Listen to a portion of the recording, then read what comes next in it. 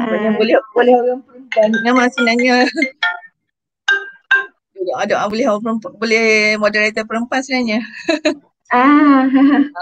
Senang sikit.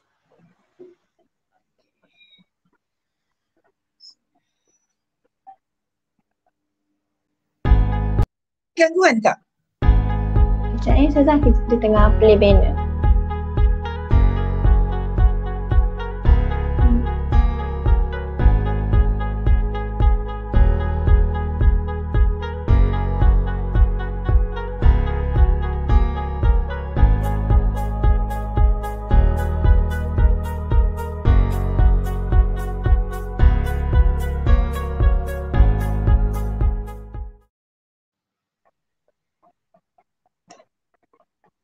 Assalamualaikum warahmatullahi wabarakatuh. Alhamdulillah, pada pagi ini kita bersama lagi dalam sesi tadabbur bersama Murabi. Dan Alhamdulillah pada 17 Ramadan ini kita direzekikan Allah untuk bersama dengan Dr. Syamsiah Daud. Dan insyaAllah beliau akan membentangkan kepada kita, berkongsi kepada kita semua tadabbur surah Maryam dengan tajuk personaliti seorang Maryam. Dan insyaAllah sebelum kita mulakan, saya akan perkenalkan sedikitlah siapakah Dr. Syamsiah ini. Okay. Beliau merupakan seorang guru di Sekolah Kebangsaan Pulau Meranti Puchong. Mendapat ijazah syariah dan pengajian Islam di Universiti Mu'tah Jordan. Kemudian sambung master dalam bidang tafsir di Universiti Malaya dan akhirnya mendapat PhD dalam bidang pengajian tafsir di Universiti Jordan. Jadi saya rasa kita tak perlu membuang masa. Saya serahkan kepada Ustaz Dr. Syamsiah. Falyatafaddal mashkurah.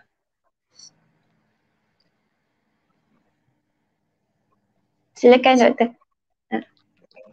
Bismillahirrahmanirrahim. Assalamualaikum warahmatullahi wabarakatuh. Waalaikumsalam.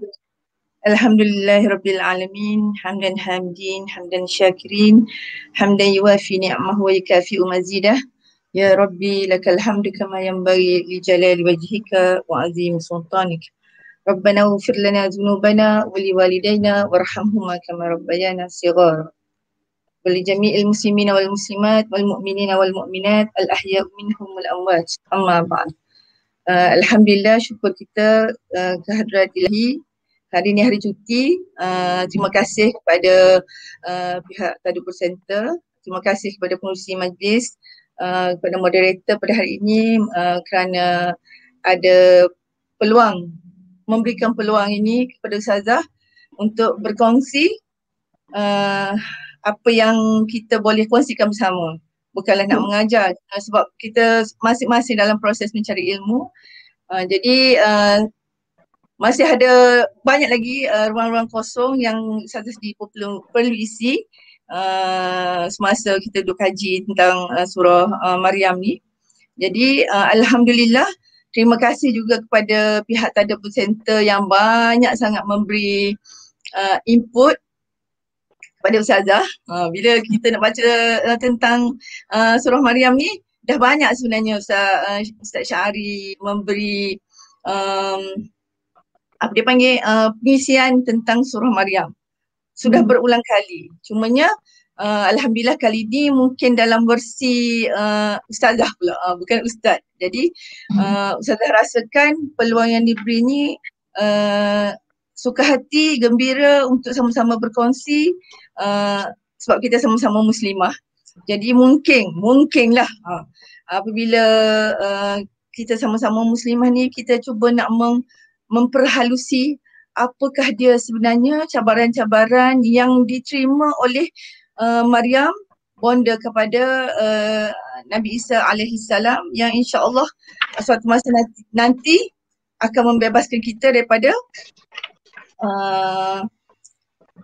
di akhir zaman nanti kemunculan semula Nabi Isa tu. Jadi hari ini insya-Allah Ustazah sepatutnya semalam, mohon maaf sebabnya kurang sihat semalam. Jadi terpaksa ditangguhkan pada hari ini. Ustazah nak buka macam mana dia kita punya slide tu? Klik terus ke? Cuba Ustazah. Cuba Ustazah klik dulu. Klik Okey, nampak tak? Fatihah boleh tolong ke? Nampak tak? Tak nampak lagi Ustazah. Tak nampak Ha. Ustazah dah buka, cumanya nampak Ustazah cuma Ustazah nak ni je. Kalau Ustazah terus dia boleh tak? Ke macam mana? Boleh. Silakan. Ustazah boleh. Kalau Ustazah selesa. Okey, Silakan. sekarang ni slide tu tak nampak kan?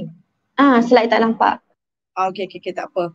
Sebab dia Ustazah gunakan, dia boleh ke nak untuk dipertontonkan slide tu? Kalau boleh dipertontonkan lagi elok sebenarnya. Ustazah nak tekan kat mana? Okey. Alhamdulillah dah nampak dah slide. Ustazah boleh Nampak? teruskan. Dah nampak dah. Okey. Hanya slide ni hanyalah untuk guideline sahaja sebenarnya supaya tidak tersasar jauh. Okay, personality seorang Maryam. Alhamdulillah.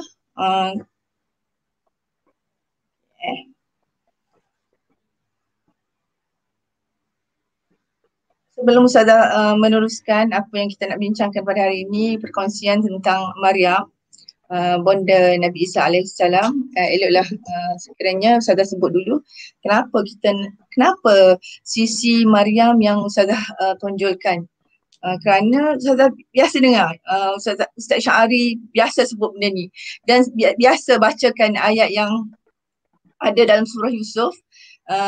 Bismillahirrahmanirrahim.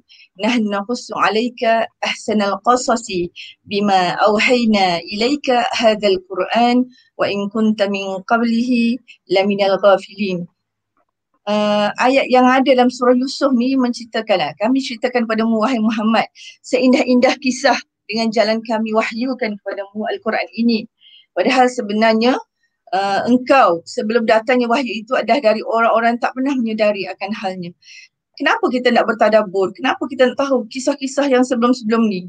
Tak cukup ke kalau kita hanya tahu sebagai seorang Islam, kita hanya tahu tentang sirah Nabi Muhammad sallallahu alaihi wasallam ataupun perjalanan sisi tabir sahabat-sahabat Rasulullah sallallahu alaihi wasallam. Tak cukup ke? Okey. Sebagaimana yang ada dalam ayat ni, Allah memang tonjolkan sisi qasasul Quran yang ada dalam Al-Quran itu sendiri supaya kita mengambil iktibar pada sejarah yang sebelumnya, kerana sejarah itu pasti berulang. Sejarah itu pasti berulang. Adakah berulang benda yang sama, orang yang sama? Okey, berulang dari segi peristiwa tetapi sudah pastilah tidak pada orang yang sama. Tapi dianya adalah supaya kita mendapat tadabbur, mendapat refleksi daripada apa yang telah berlaku sebelum ni. Jadi ayat ni supaya kita lebih ingat apa sebenarnya yang berlaku sebelum-sebelum ni, supaya kita boleh ambil iktibar untuk seterusnya. Begitu juga dalam ayat yang sama, dalam surah yang sama, bercerita tentang bagaimana kalau kita mengetahui qasasul Quran ini. Saya tak baca dah ayat ni untuk ringkaskan. Jadi kalau kita sama-sama nampak sekarang ni, kisah Nabi-Nabi ni mengandungi pelajaran yang akan mendatangkan iktibar bagi orang yang mempunyai akal fikiran. Maknanya laqad kana fi qasasihim ibrah li ulil albab. Siapa li ulil albab ni? Kita, orang yang mempunyai akal fikiran. Maknanya manusia yang sempurna seperti kita ni, kita lah yang akan ambil iktibar daripada peristiwa sebelum ni. Dalam ayat ni disebut kisah-kisah Nabi contohnya. Kisah-kisah Nabi dalam surah Maryam ni juga ada disebut Nabi tentang Nabi Zakaria dan apa kaitannya, hubungannya dengan Maryam bonda kepada Nabi Isa. Ada kaitannya. Sebab itulah kita akan beroleh ibrah hasil daripada pemahaman kita tentang qasasul Quran. Jadi seterusnya surah Maryam. Sebuah surah yang mendidik kepribadian, kesabaran, keperluan spiritual seorang muslimah. Apa dia yang kita perlukan untuk kita hidup sekarang ni? Apa yang kita perlukan? Kita perlu kepada kepribadian kita, maknanya sebagai seorang yang muslim, sebagai seorang muslim, muslim yang mukmin. Sebabnya tak semua muslim tu dia mukmin, tetapi setiap mukmin tu dia sudah pasti dia bermula dengan sebagai seorang muslim. Jadi kita memerlukan kepada kepribadian yang mulia. Jadi kita perlu ada seorang contoh yang kita boleh jadikan refleksi kepada kita. Di samping kita ada Sayyidatuna Khadijah, kita ada Sayyidatuna Fatimah, Aisyah, kita ada mereka ni semua. Tapi kita perlu ada juga sisi kepribadian muslimah sebelum daripada Rasulullah, sebelum daripada selain daripada sahabiah-sahabiah yang ada semasa zaman Rasulullah sallallahu alaihi wasallam. Mengambil iktibar daripada nabi-nabi sebelum ni. Selain daripada itu juga kita memerlukan kita perlu kepada tahap kesabaran yang tinggi. Apabila menjadi seorang mukmin ni, kena ada tahap kesabaran kita, sebab orang mukmin ni sentiasa diuji. Akan ada sahaja ujian yang hari-hari yang kita lalui. Jadi kita perlu belajar erti sabar. Macam mana kita boleh koreksi kepada boleh mereflect apa yang ada pada Maryam. Keperluan spiritual. Macam mana seorang yang bernama Maryam ni dia menyediakan diri dia. Macam mana dia boleh sabar, macam mana dia boleh apabila tiba-tiba Allah hantar Jibril menyatakan kepada Maryam, Maryam akan lahirkan seorang bayi. Contoh lepas saya akan tunjukkan sisi dia. Dengan tiba-tiba, kalaulah sekiranya Maryam itu orang biasa-biasa, agak-agaknya dia akan percaya ataupun tidak Jibril sebenarnya datang? Sudah pasti tidak percaya. Sudah pasti ada sesuatu yang ada pada Maryam yang tidak ada pada individu yang lain. Jadi sisi itu yang kita akan tengok.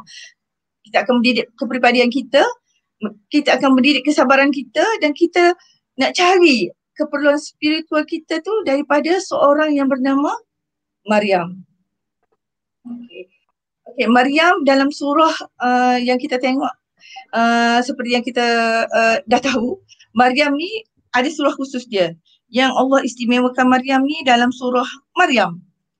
Tidak ada muslimah lain, tak ada perempuan lain, hatta Sayyidatuna Khadijah, Sayyidatuna Hafsah, ataupun isteri Rasulullah yang lain, benda kita yang lain, tak ada nama surah tu, tapi ada pada Maryam.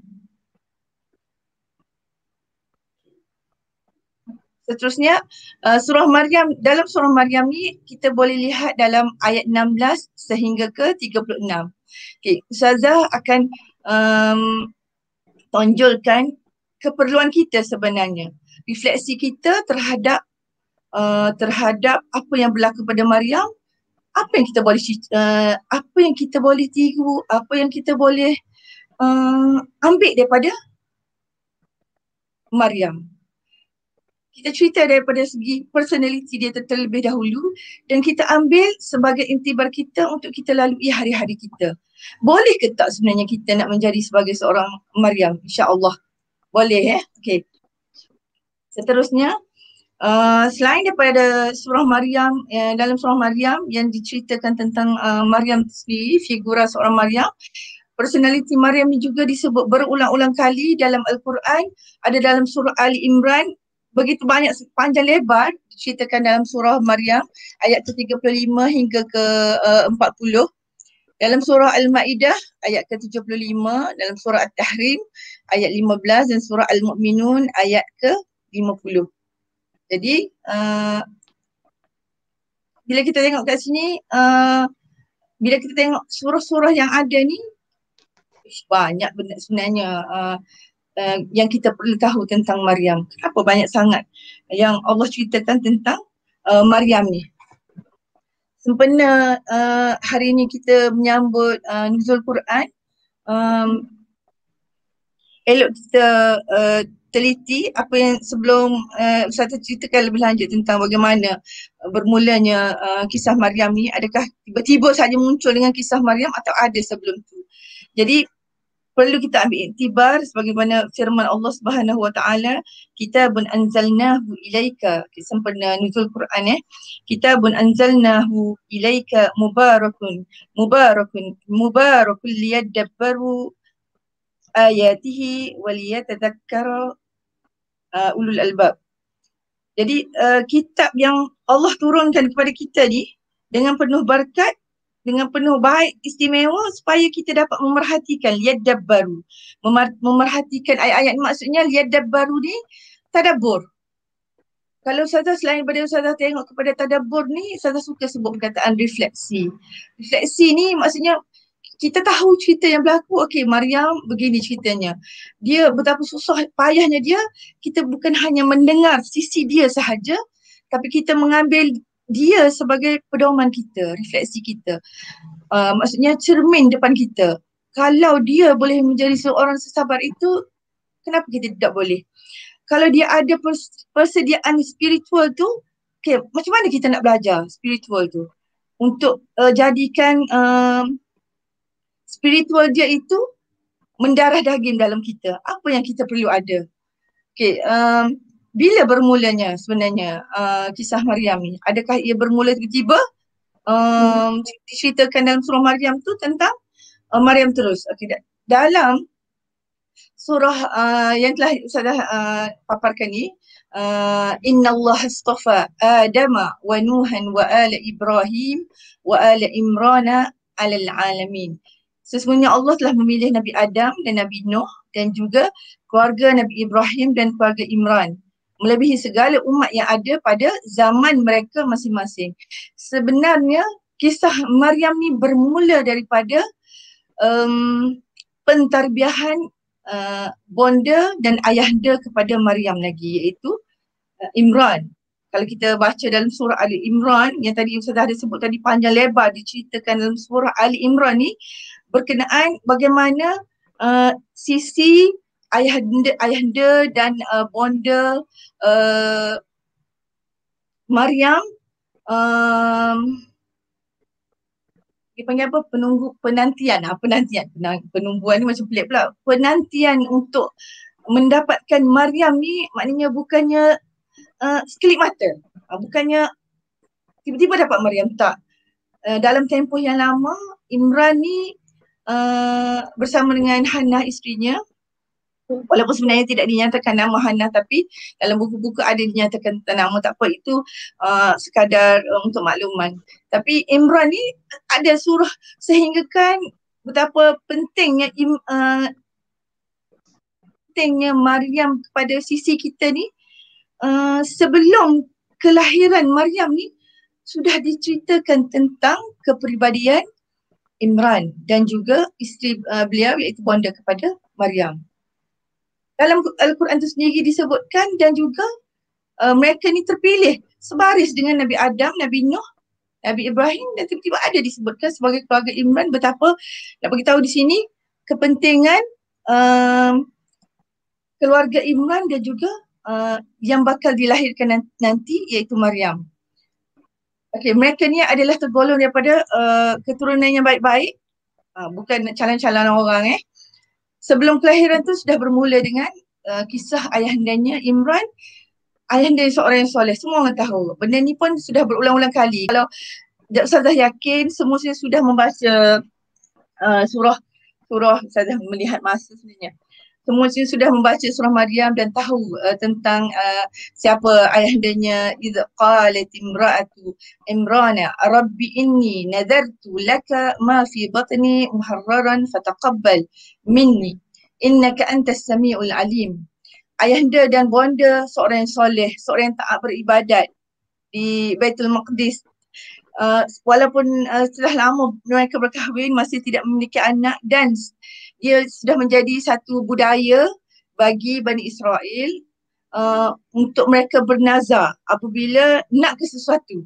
Jadi mereka mengambil pendekatan sama, bernazar untuk sekiranya diberi peluang oleh Allah Subhanahu Wa Taala untuk mengandung, mereka akan menyerahkan anak untuk berkhidmat di Baitul Maqdis. Dan semasa Hannah bernazar ini, bonda kepada Maryam, dia bernazar, dia tak tahu lagi anak yang dikandung tu perempuan ke lelaki. Bukan seperti zaman sekarang kita boleh pergi scan, okey, nak tahu kalau kandungan tu dah 6 bulan kita boleh pergi tengok nak tengok girl ke boy. Tapi pada zaman tersebut masih belum ada benda-benda ni ya. Jadi dan tidak dinyatakan. Jibril selepas tu apabila Hannah mengandung, dia tak tahu. Bahkan juga apabila isteri Imran dia kata, Tuhanku, aku nazarkan kepadamu yang ada dalam kandunganku ni sebagai seorang yang bebas dari segala, maksud muharrarah di sini saya nak sebut sikit tentang muharrarah ni bebas. Maksud bebas ni Hannah bernazar, tak kiralah apa yang ada dalam rahimku ini, perempuan ke lelaki ke, aku akan serahkan anakku ini untuk berkhidmat padamu semata-mata. Jauh daripada maksudnya nak suruh dia bekerja ke, nak suruh dia buat sesuatu benda lain, tak ada. Jauh dari segala urusan dunia. Maksudnya menjadi seorang abidah ataupun abidah kalau sekiranya perempuan, dan diletakkan dalam mihrab. Begitulah yang sebenarnya kalau dulu-dulu pada zaman Bani Israel, kalau yang ada anak lelaki akan diletakkan di mihrab supaya mereka dididik untuk menjadi biarawan, maknanya orang yang alim lah pada masa tersebut. Jadi Allah mendengar apa yang dihajati oleh Hannah. Jadi seterusnya apabila dilahirkan, apabila Maryam dilahirkan ni, apabila Maryam dilahirkan, dia telah memenuhi nazar sebagaimana yang dinazarkan oleh Hannah dan diletakkan di mihrab dan diletakkan di bawah mentor agung, iaitu pada masa tersebut adalah Nabi Zakaria. Dan Nabi Zakaria ni bukan siapa-siapa bagi mereka, tetapi ada silsilah keluarga yang dan disebabkan dia seorang Nabi yang agung, maka dia diletakkan di bawah Nabi Zakaria. Dan apabila diletakkan di bawah Nabi Zakaria, sudah pastilah maksudnya kena duduk asrama lah. Maksudnya kalau kita zaman sekarang ni sejauh daripada keluarga, kena duduk asrama. Jadi bukan senang bagi seorang perempuan berjauhan daripada keluarga. Dan Maryam ni adalah sisi terpilih kerana pada masa tersebut tidak ada lagi perempuan yang diletakkan dalam biara. Diletak kalau kita sini tempat yang supaya mereka dilatih, dididik, ditrain untuk menjadi seorang ulama. Jadi ianya sangat mencabar buat Maryam. Jauh daripada keluarga, lepas tu duduk sekejap, ayahanda tak ada. Maknanya Imran tak sempat tengok dia punya cabaran getir yang diterima oleh Maryam ni. Ayah meninggal. Apabila berada di biara tu pula, bondanya pula meninggal dunia. Jadi sedikit sebanyak sebagaimana yang kita ketahui, apabila kita menerima satu-satu kematian, sudah pastilah ianya memberi satu impak yang besar kepada kita. Apatah lagi kalau kita menerima satu-satu berita kematian itu, kita berada jauh daripada keluarga kita. Jadi salah satu yang mencabar dilalui oleh Maryam, yang kita sebenarnya kita lalui juga benda tu. Sebab tu saya sebut sekarang ni kita nak refleksi, lain ke sebenarnya kehidupan kita dengan Maryam ni? Sebenarnya sama je sebenarnya. Apabila Maryam ada suka dan duka, kita juga ada suka dan duka. Apabila Maryam berada jauh daripada keluarga, kita juga ada kesusahan. Contohnya terutama sekarang ni, orang dah susah payah nak balik kampung tak boleh, nak tengok keluarga tak boleh, disebabkan PKP, disebabkan kita lockdown. Cuba kita refleksikan balik. Nak sesuatu yang benda baik, sesuatu yang baik ni perlu kepada pengorbanan. Nak membina diri menjadi seorang yang baik perlukan persediaan. Dan Maryam ni disediakan bermula daripada kecil lagi supaya dia menjadi seseorang. Bukan seolah, sebenarnya benda ni bukanlah terjadi kebetulan. Dia terjadi kerana Allah yang tentukan. Allah susun cantik dah. Bermula daripada keluarga Maryam, ibu bapanya, walaupun lambat beroleh anak, dah lambat beroleh anak. Seperti Nabi Zakaria juga, lambat beroleh anak. Tetapi lambat serah pula kepada biarawan, tak jaga sendiri. Kalau kita fikir sekali, contoh kalau kita sekarang ni tak ada anak, tiba-tiba kita ada anak, kita nak serah kepada seseorang untuk orang jaga, untuk jadikan dia tu betul-betul manusiawi. Macam mana kita? Tapi tak sebesar itu sebenarnya ujian yang kita terima dengan Maryam. Kalau nak kira kalau kita nak refleks balik, kalau kita nak tadabbur balik, tengok kita ni sebenarnya ujian kita adakah sebesar yang diterima oleh Maryam? Jauh sebenarnya. Kita lebih mudah sebenarnya. Contohnya kalau kita tak ada pendokor dekat kita, sebabnya kita berjauhan dengan keluarga. Maksudnya tidak ada pendokor utama, mak dan ayah. Tetapi sekurang-kurangnya apabila kita berjauhan daripada mak ayah kita, kita ada sahabat-sahabat kita. Tapi Maryam tak ada. Maryam seorang diri. Jadi sewajarnya kita sebagai seorang manusia, insan yang diberi Allah, ulul albab ni, kita sebagai orang yang ulul albab ni, mengambil ibrah besarnya pengorbanan Maryam. Sebenarnya pengorbanan Maryam ni sebenarnya untuk mendidik kita sebenarnya. Rupanya dah ada contoh teladan yang datang sebelum ni untuk mengajar kita. Cuba kita tengok dia tu sebagai hanya tadabbur. Okey, Maryam ni gini. Tapi kita tak kita tu, rupanya Maryam ni besar dan beratnya ujian dia. Tu dah besar tu ujian yang diterima. Tambah lagi berada di mihrab dengan keadaan semua orang lelaki. Dan pada masa tu sosial budaya di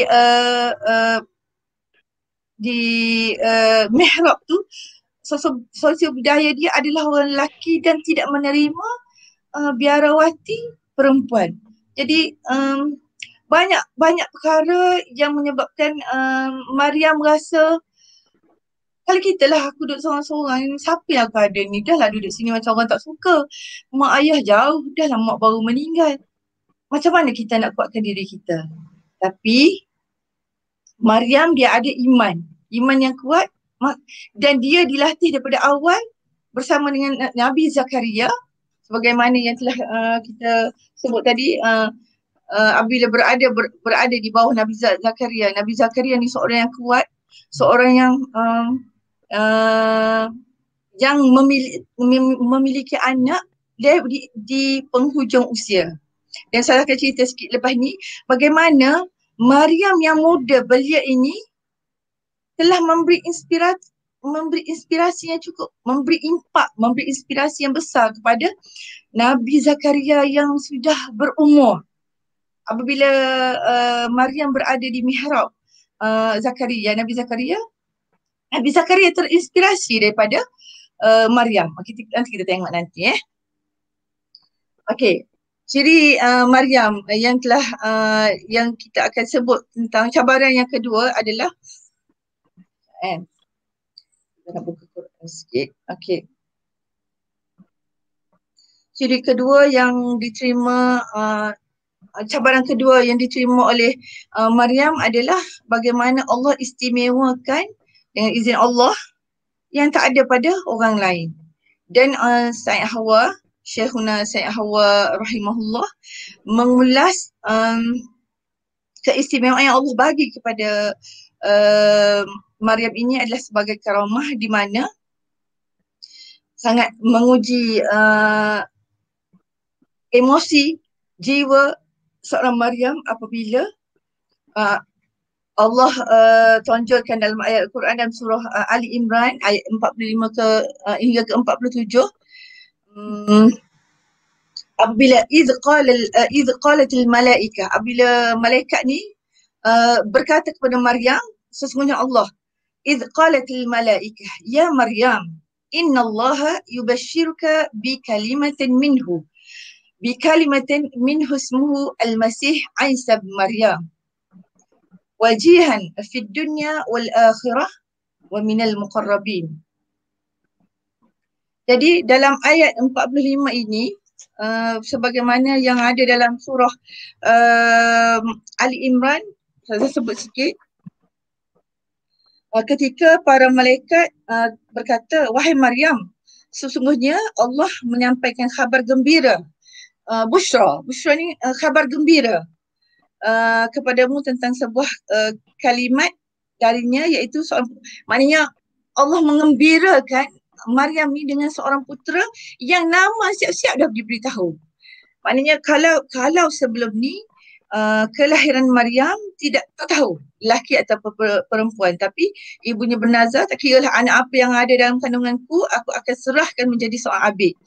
Tetapi apabila tiba masa Maryam, Allah terus dalam ayatnya yang disampaikan oleh Jibril meletakkan terus Maryam ni akan menerima satu kebaikan yang tak ada pada perempuan lain, iaitu akan melahirkan seorang Nabi, iaitu Isa ibn Maryam. Ini Isa yang akan dibentikan, yang akan dibentkan kepada Maryam itu sendiri.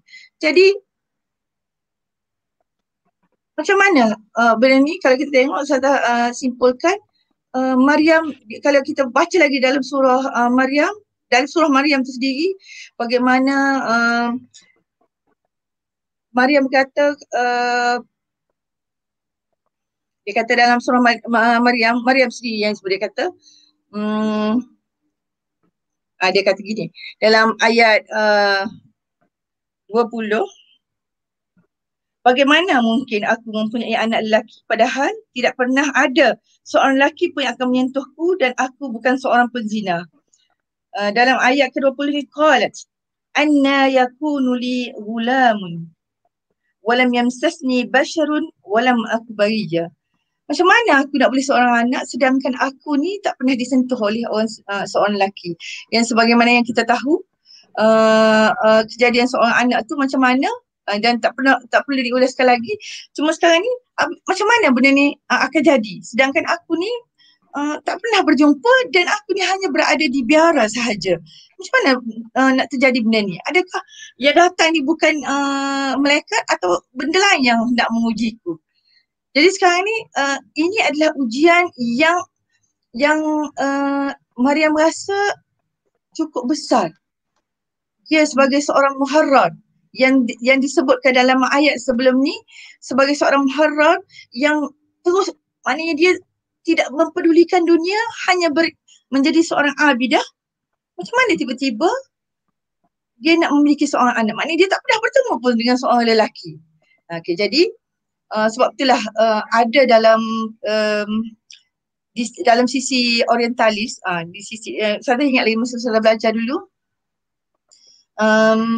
nanti akan disebutkan nanti, saya akan sebutkan nanti, Maryam ni apabila dia balik nanti ke kampung halaman dia, orang pakai kutuk, hina dia, cerca dia, bangkitkan asal usul dia, sebut tentang Harun. Macam mana Maryam ni saudara kepada Harun ni boleh buat perangai yang elok. Jadi Harun ni sebenarnya kalau dalam dari kalangan orientalis barat, dia mencerca Maryam ni dengan mengatakan Maryam ni membuat onar dengan Harun sehingga melahirkan Isa ni lah. Itu adalah onar angkara yang dibuat oleh orientalis yang mengatakan sebenarnya Harun lah yang datang ke biara, tempat penginapan, tempat peribadatan Maryam. Dia yang membuat onar dengan Maryam. Satu hal. Maknanya Harun yang ada ni orang yang menghamilkan Maryam. Itu adalah onar yang dibuat oleh siapa ni, orientalis. Banyak sebenarnya benda-benda yang orientalis yang haru biru, sehingga dia kata, ada setengah tu kata sebenarnya Harun, siapa Harun ni sebenarnya? Kenapa ada perkataan Harun dalam Al-Quran yang menyebut Harun? Apabila Maryam pulang ke kampung dia, orang sebut Maryam ni kenapa tak tiru sebagaimana Harun saudaranya, Harun akhuhu. Sebenarnya Harun ni dikatakan akhuhu ni sebenarnya mengumpamakan, sebenarnya bukanlah saudara, sebabnya orientalis mengatakan Maryam ada saudara yang bernama Harun juga. Nabi Harun tu adalah Nabi tapi sebenarnya saudara kepada Maryam. Jadi mereka menafikan sebenarnya apa yang berlaku pada Maryam ni sebenarnya bukanlah kisah sebagaimana yang dalam Al-Quran. Sebabnya Harun itu bagi mereka adalah saudara kepada Maryam. Jadi saya tanya balik, sebenarnya Harun ni saudara Maryam ataupun tidak? Sebenarnya Harun bukanlah saudara kepada Maryam. Maryam tak ada adik-beradik. Maryam solo. Maryam seorang-seorangnya yang ditunggu-tunggu oleh ibu kandung mereka, ibu bapa kandung mereka. Jadi dan apabila Maryam dilahirkan, Maryam tak ada adik-beradik lain. Sebenarnya Imran meninggal dunia dan bondanya pun juga meninggal dunia. Jadi siapa sebenarnya Harun ni? Harun ni adalah gelaran kepada keturunan ataupun contohnya kita macam ni lah, kalau kita duduk dalam satu kampung tu, macam tak, contohnya kita tengok, dia ni baik lah orang ni, contoh nama apa contohnya Salmah ni. Saya macam tak percayalah Salmah ni. Dia ni keturunan, dia ni sebenarnya Tok Guru, contohnya Tok Guru Musa. Lalu dia ni Tok Guru Musa sebenarnya. Macam mana benda ni boleh jadi kat dia? Dia ditashbihkan dengan Tok Guru Musa ni. Sebenarnya bukan dia tu adik-beradik dengan Tok Guru Musa. Tetapi diumpamakan kebaikan, kesolehan, kewarakan yang ada tu dijangkiti daripada orang yang ditashbihkan itu. Jadi itulah yang berlaku kepada golongan orientalis. Jadi banyaklah kenapa berlakunya benda-benda ni, orientalis suka sangat mencampur adukkan cerita ni. Sebab nama lagi Qasasul Quran. Jadi bila Qasasul Quran, ini adalah cerita-cerita. Jadi nak sedap cerita, orang Kelantan kata nak sedap cerita, dia tambah-tambahkan. Apa yang tak ada, dia ada-adakan. Okey, seterusnya. Apa dia cabarannya seterusnya? Cabaran yang ketiga, bersendirian ketika melahirkan anak. Okey, saya dah sebut sikit. Bersendirian ketika melahirkan anak ni, kalau kita tengok kepada slide kita ni, nampak kan? Nampak. Apabila Maryam berada dalam mihrab tu, dia keseorangan. Apabila roh anaknya sudah dihembuskan dalam rahimnya, sudah pastilah seperti yang lain-lain juga akan berlaku perubahan fizikal. Memanglah ulama ada mengatakan, banyak akwal yang mengatakan tempoh kandungan Maryam ni ada yang kata 9 bulan, ada yang kata hanya beberapa hari. Tetapi bukan itu persoalannya sekarang ni. Persoalannya apabila orang mengandung, sudah pastilah ada perubahan fizikal. Jadi sudah pastilah Maryam berkata fahamalathu fantabazat bihi makanan qasiyya فأجاءها المخاض إلى جذع النخلة قالت يا ليتني مت قبل هذا وكنت نسيا منسيا.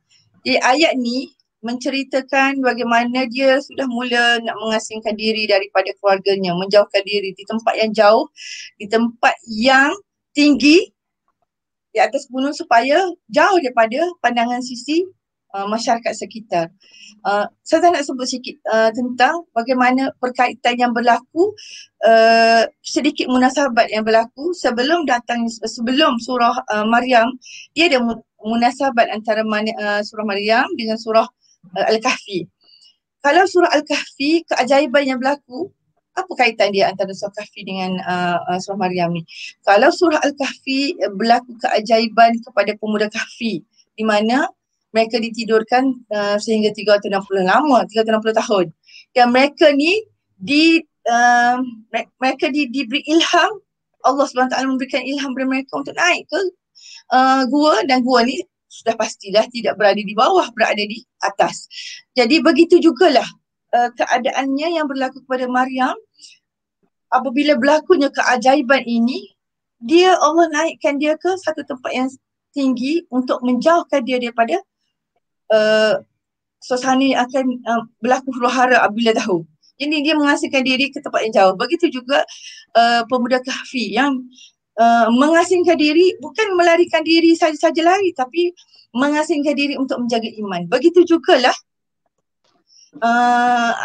munasabah yang berlaku, perkaitan yang berlaku kepada Maryam mengasingkan diri supaya dia jadi lebih kuat, supaya dia tidak menerima cercaan, kerana cercaan manusia itulah yang akan membuatkan orang menjadi lemah. Okey, kenapa Ustazah letak kat situ? It's okay not to be okay. Okey, ada ayat dalam ayat 23 yang menyebut qalat ya laitani mittu qalat ya laitani mittu qabla hadha wa kuntu nasyan mansiya.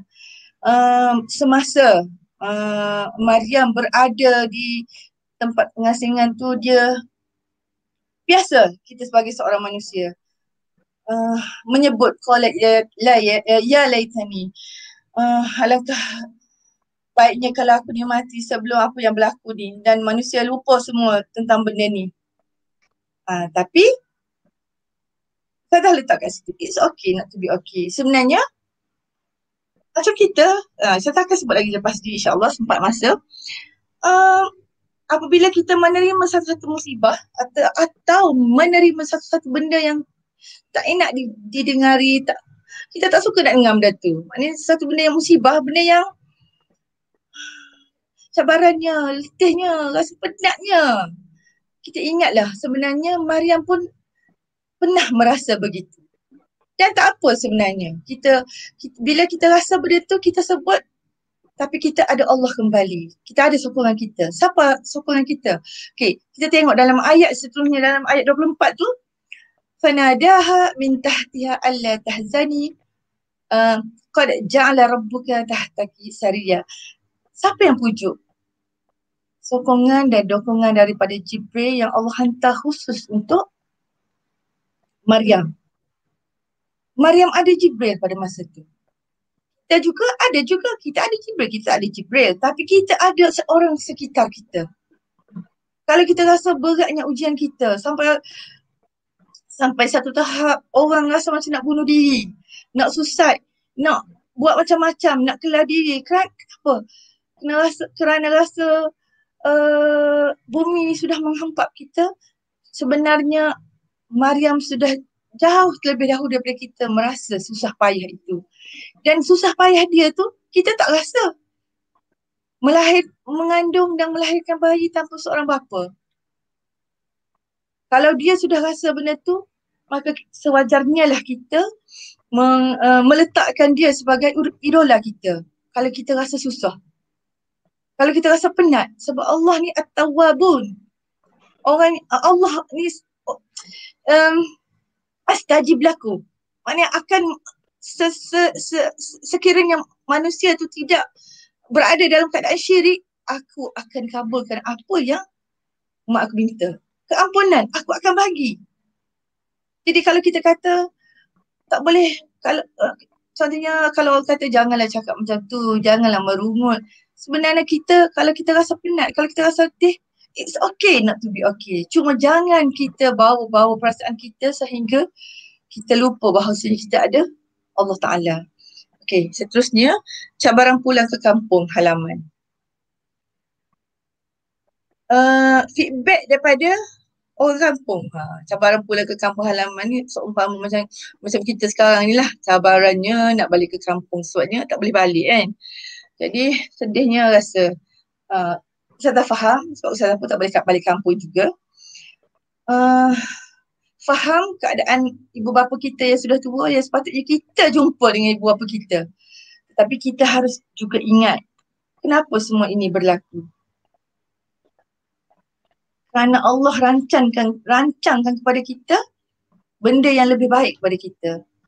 Contoh sekarang, kalau kita tak nak sebut masa zaman Maryam bonda kepada Isa, apabila dia pulang ke halaman membawa baby, masih menangis, masih kecil, bukan menangis, masih kecil, sudah pastilah dia sudah jangka apa yang akan berlaku. Orang akan mencela, orang akan mencemuh, dan sudah pasti benda ni betul-betul benar-benar berlaku. Tuduhan melakukan zina, sehingga kan orang Kristian pun percaya bahawasanya Maryam ni melakukan zina dengan nama dia Harun. Jadi cuba kita nanti audiens semua, muslimin-muslimat semua boleh baca, boleh tengok semua, boleh tengok semula siapa sebenarnya Harun ni. Harun ni hanyalah perumpamaan yang datang daripada Nabi Harun, seorang yang baik, orang yang bagus. Jadi perumpamaan Nabi Harun yang baik ni, seorang yang baik ni seperti maknanya takkanlah orang baik nak berzina. Jadi hanya sekadar perumpamaan, bukannya dia onar dengan Harun. Okey, jadi Allah dalam surah Maryam sebut, dalam surah Al-Imran menyebut yang datang arahan daripada Allah ni supaya Maryam hanya berdiam diri. Siapa yang akan menjawab? Sepenuhnya akan dijawab oleh Nabi Isa alaihi salam. Nabi Isa yang akan tolong untuk jawab apa yang berlaku. Okey. Seterusnya saya sebut ni yang kita tengok dalam ayat ni, bagaimana yang disebutkan, terlepas. Okey, sekejap. Okey, dalam surah seterusnya, ayat yang berbunyi fa'atat bihi qaumaha tahmilu. Mana siapa dia yang datang ni? Fa'atat ni kembali kepada Maryam. Apabila dia balik semula, qalu ya Maryam, orang kampung dia kata benda, sudah pastilah kata yang benda-benda yang tidak elok kepada Maryam. Sebelum ni orang yang baik, tapi kenapa buat benda-benda gini? Okay, contoh sekarang ni ada ya ukhta Harun. Wahai saudara Harun. Saudara Harun ni maksudnya bukanlah dia ada saudara. Bukanlah Maryam ni ada saudara. Maryam hanyalah anak tunggal. Tapi Harun ni adalah individu yang baik, figura seorang yang baik. Jadi diumpamakan Maryam ni seperti Harun yang tak akan melakukan perkara onar. Jadi sekarang ni kalau orang yang baik ni, kenapa kamu buat macam ni? Macam seolah-olah orang tak percaya Maryam ni buat. Jadi sekarang ni begitu juga kita. Kita nak refleksi kepada diri kita. Apabila satu-satu peristiwa yang berlaku kepada kita ataupun jiran kita, adik-beradik kita, di mana kita pada masa ni? Adakah kita menyokong figura seorang personality ataupun figura seorang Maryam, ataupun kita menjadi kaumnya? Seperti mana juga kita dah sebut. Ada orang sebut, alangkah enaknya, bahagianya kalau berada pada zaman Rasulullah sallallahu alaihi wasallam. Sebab apa? Kalau aku berada dekat zaman Rasulullah, aku mesti menjadi penyokong Nabi Muhammad sallallahu alaihi wasallam. Betul ke? Cuba kita tanya diri kita sendiri. Kita nak tanya diri kita sendiri tu, kita tengok kita punya akhlak, kita kena punya behavior, kita punya tingkah laku, kita punya common sense. Kalau kita tak nak cakap benda-benda lain, kita tengok common sense kita dengan masyarakat. Betul ke aku ni adalah pelindung Maryam? Atau aku ni tergolong dalam golongan orang yang menuduh Maryam ni pembawa onar? Tapi sekarang ni Maryam kata fa'asyarat ilahi. Tanpa dia berkata apa-apa, dia jaga tutur kata dia hanya menunjukkan kepada bayinya yang bernama Isa al-Masih. Okay. Jadi sekarang ni qala inni Abdullah atani kitab wa ja'alan nabiyya. Nabi Isa ni Um,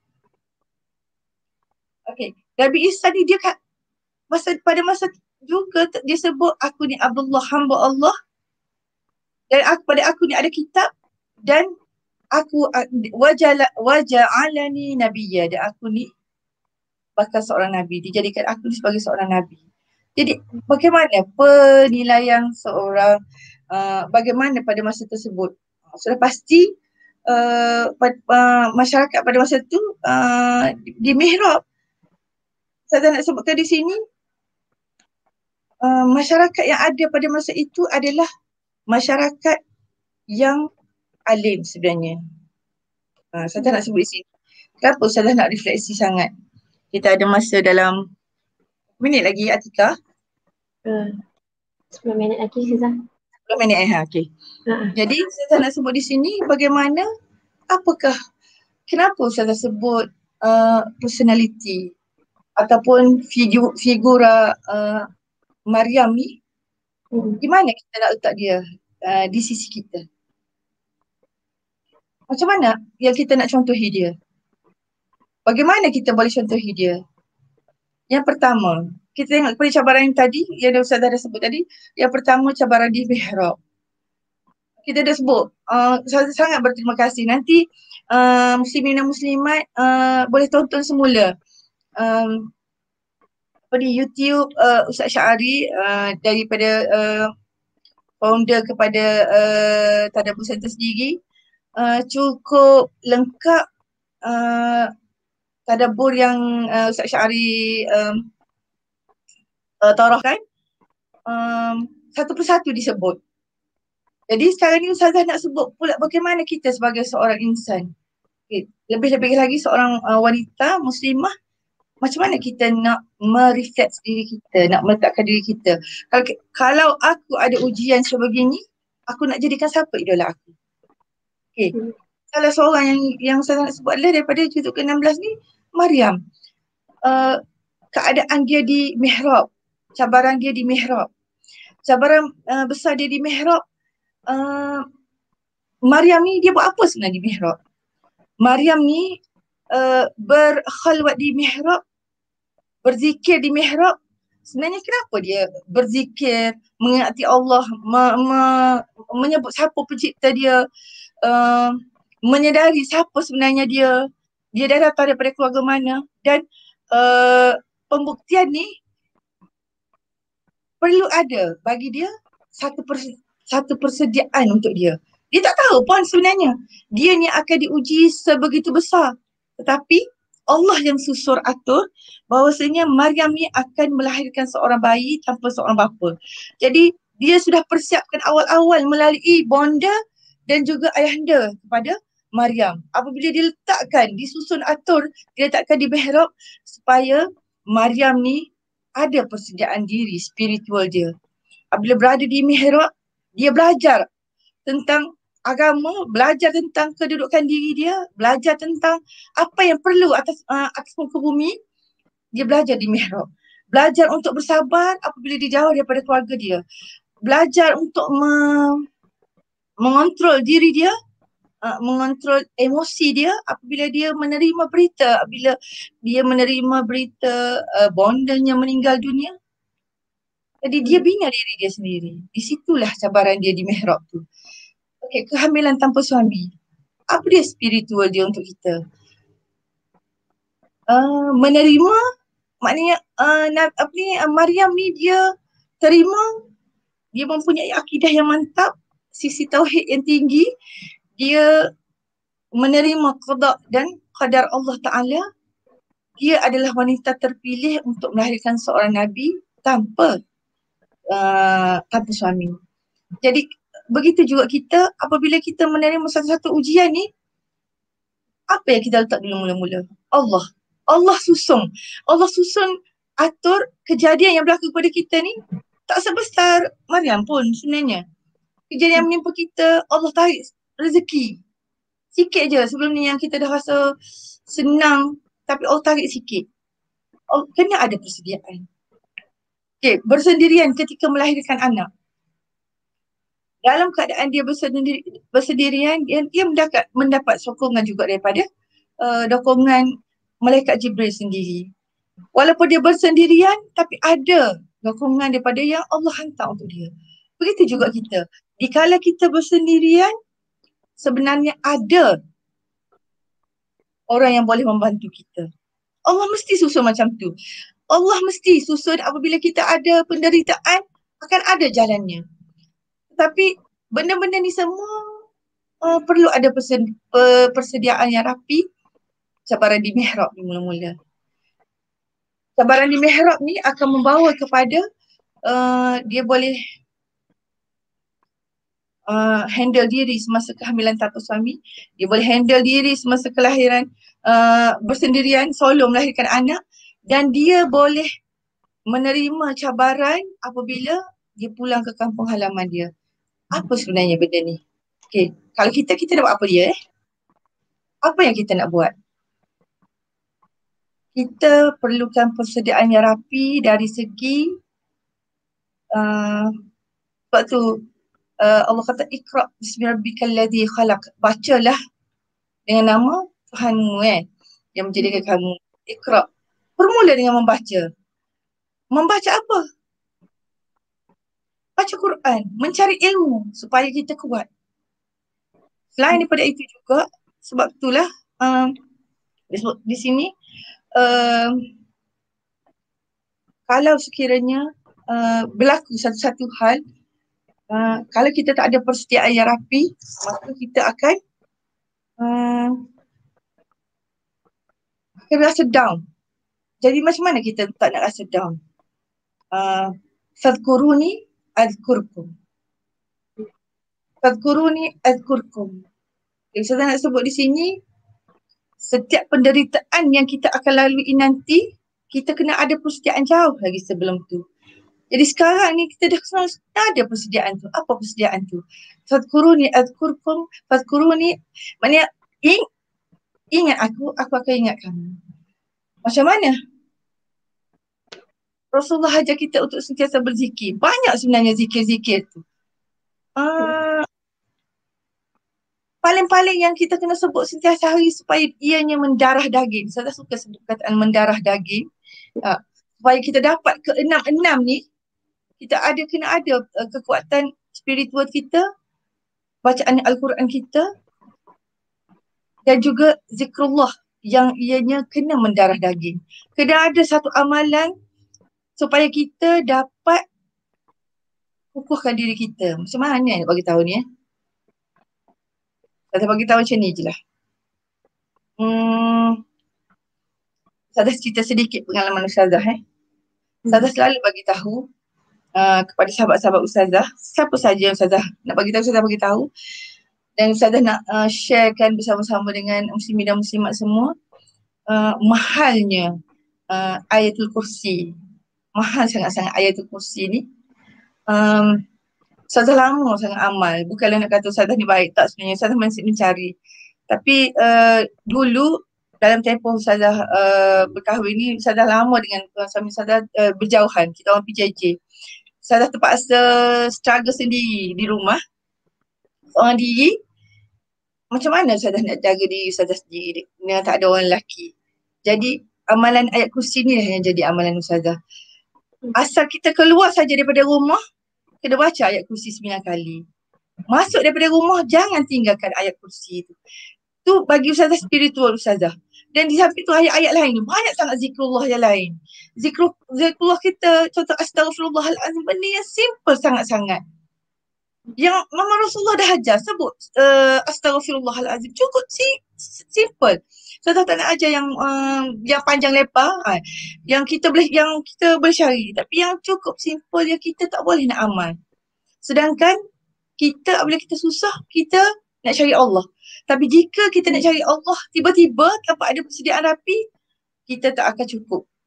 Kita tak akan rasa masa tu kita kuat iman kita. Kita sukar untuk kita terima qada dan qadar. Yes, betul. It's okay not to be okay. Pada masa tu kita rasa macam blur, kita rasa susah. Tapi kita rasa macam tak boleh nak buat, tak boleh nak selesaikan masalah ni. Tapi percayalah, dengan kekuatan spiritual kita yang dah darah daging lama dengan bacaan zikrullah kita, dengan bacaan Quran kita yang jaga kita, datanglah ujian apa pun, ia akan membantu kita. Bukti dia contohnya, kita akan rasa sendiri. Contohnya, Allah jaga kita. Kita akan rasa pada masa tu, contoh kalau kita jumpa satu-satu masalah yang ada di depan mata kita, pada masa tu akan ada saja bantuan yang Allah akan bagi kepada kita. Bantuan macam mana? Tak semesti bantuan yang orang bagi duit. Tak sebenarnya. Tapi bantuan kita rasa lega. Benda ni tak apa. Masalah ni kita boleh handle. Kita boleh selesaikan. Sebab itulah kita kena ada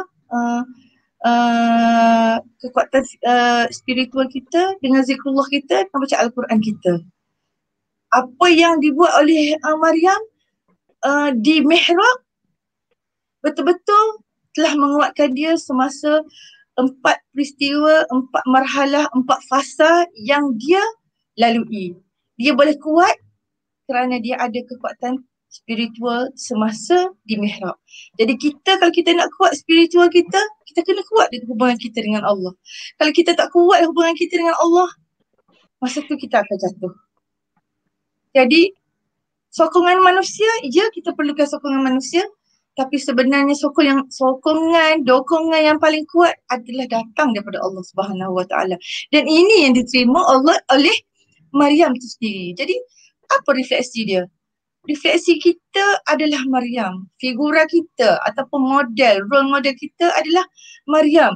Role model kita adalah Khadijah. Bagaimana Khadijah seorang yang kaya raya, tapi dia boleh menyerahkan harta dia sepenuhnya untuk perjuangan Islam.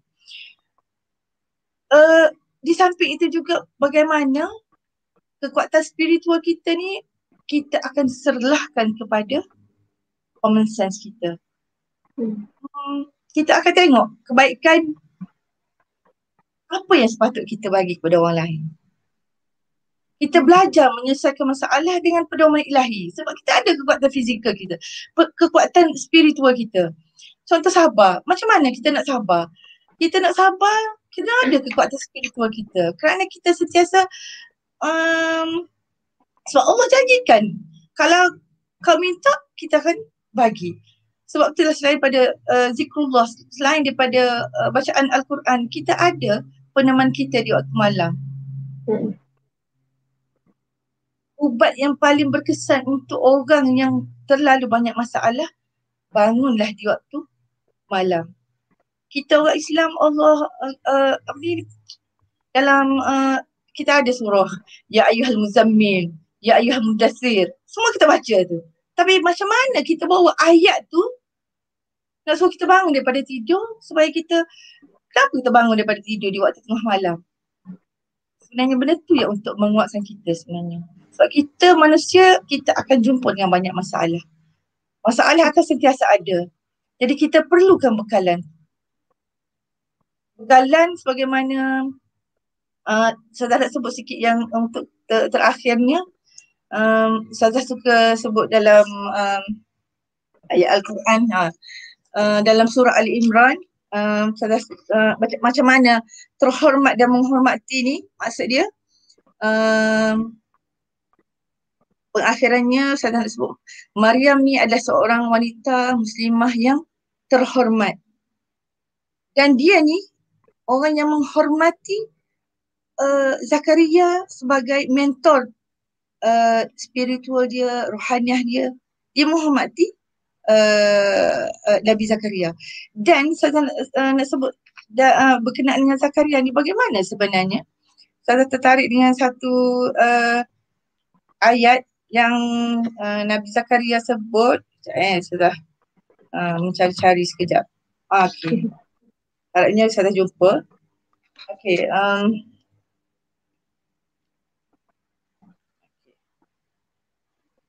Dalam satu ayat yang Allah sebut, okey, yang kita pun tahu dalam surah Ali Imran ayat 37.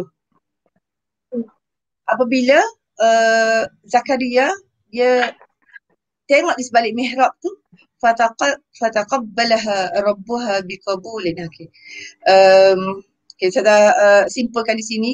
Maksud daripada apa yang Zakaria tengok daripada mihrab, maka Allah menerimanya dengan penerimaan yang baik, membesarkannya dengan pertumbuhan yang baik dan menyerahkan pemeliharaannya kepada Zakaria. Maknanya dalam keadaan yang baik, Maryam berada dalam bersama Zakaria. Setiap kali Zakaria masuk menemui Maryam di mihrab tu, setiap kali dia tengok mesti ada sahaja buah-buahan yang dia kata, wahai Maryam, dari mana kau perolehi benda ni?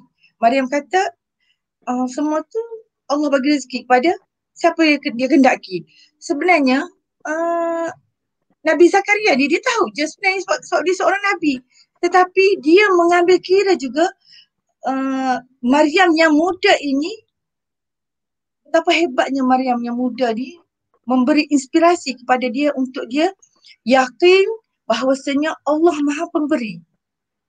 Sebabnya Nabi Zakaria ni adalah seorang yang warga emas yang tidak memiliki zuriat, dengan tidak putus asa.